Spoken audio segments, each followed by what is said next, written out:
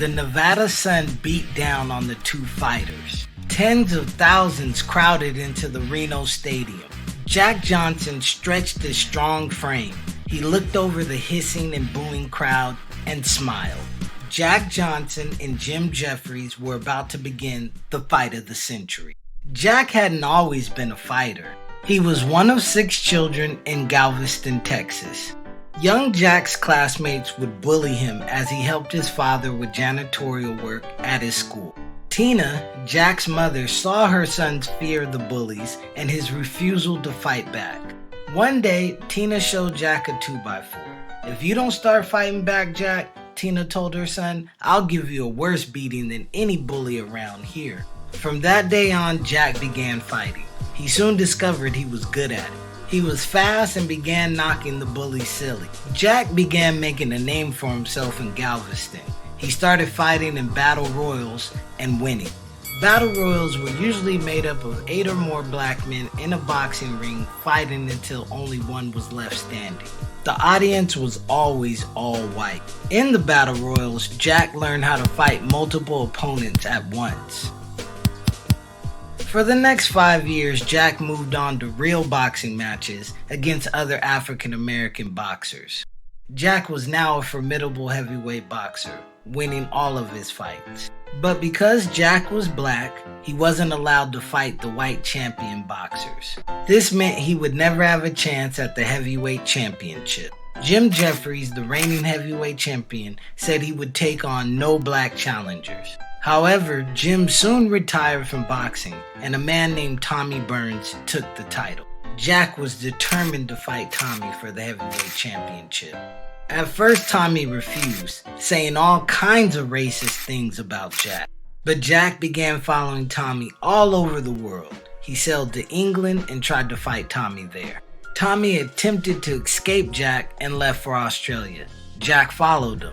Despite this being the Jim Crow era, boxing fans and newspaper journalists began pressuring Tommy to fight Jack. In Australia, Hugh McIntosh, a wealthy businessman, offered Tommy $30,000 if he would fight Jack, win or lose. Finally, Tommy Burns gave in. 30-year-old Jack showed up to the fight in the best condition of his life. He flashed a smile filled with gold-capped teeth at Tommy and ignored the racist jeers from the audience. Jack could have finished Tommy off in the first round, but he decided to prolong the champion's beatdown. In the 14th round, Jack threw a punch that slammed Tommy to the ground. The Australian police jumped into the ring and ordered them to stop fighting. Jack was now the new heavyweight champion of the world. Jack Johnson lived during a very dangerous time for black men in America. In just 9 years, from 1901 to 1910, 754 black Americans were lynched. Many were men because they simply had glanced at a white woman. But Jack Johnson lived his life boldly. He dated all types of women, even white women. He drove fast cars, wore fancy clothes, and made a lot of money. During this time, big boxing matches had all-white crowds. Many of them hated that Jack was winning against his white opponents. Jack was aware that he could be killed at any time, in or out of the ring. Despite this, Jack taunted his white opponents non-stop and beat them in the ring brutally. White Americans would not accept that Jack had won the heavyweight championship. White boxing fans declared that the rightful title owner was still Jim Geoffrey, the champion who had retired and had never lost the title. At first, Jim refused to come out of retirement to fight Jack Johnson, but boxing promoters could smell the dollar signs and they wouldn't leave him alone.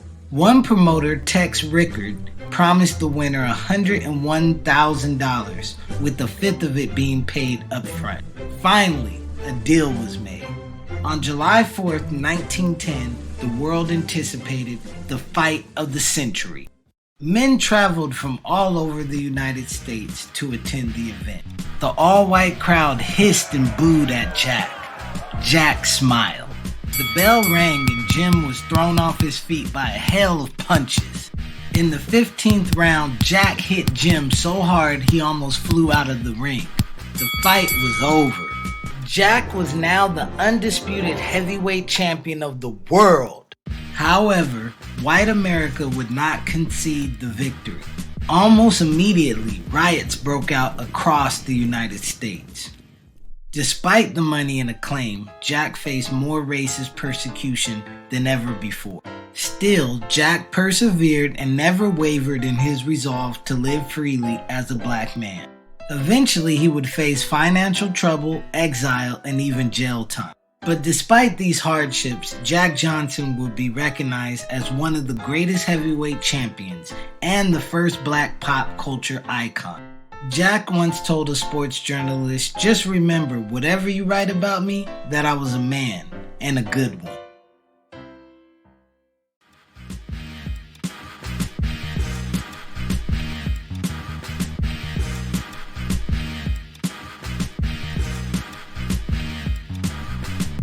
Thanks for watching Deeper Than Red. Subscribe to our YouTube channel and follow us on social media.